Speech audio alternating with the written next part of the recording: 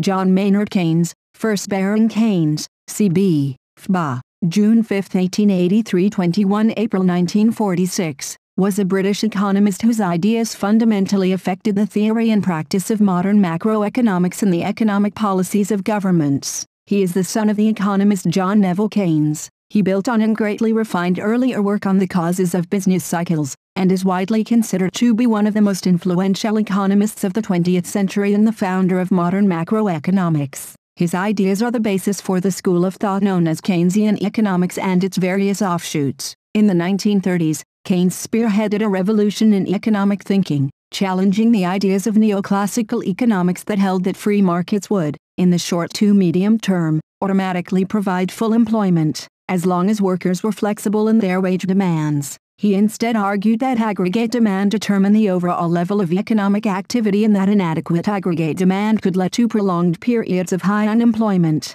According to Keynesian economics, state intervention was necessary to moderate boom and bust cycles of economic activity. Keynes advocated the use of fiscal and monetary policies to mitigate the adverse effects of economic recessions and depressions. Following the outbreak of World War II, Keynes' ideas concerning economic policy were adopted by leading Western economies. In 1942, Keynes was awarded a hereditary peerage as Baron Keynes of Tilton in the county of Sussex. Keynes died in 1946, but, during the 1950s and 1960s, the success of Keynesian economics resulted in almost all capitalist governments adopting its policy recommendations. Keynes's influence waned in the 1970s, partly as a result of problems with inflation that began to afflict the Anglo-American economies from the start of the decade and partly because of critiques from Milton Friedman and other economists who were pessimistic about the ability of governments to regulate the business cycle with fiscal policy. In 1999,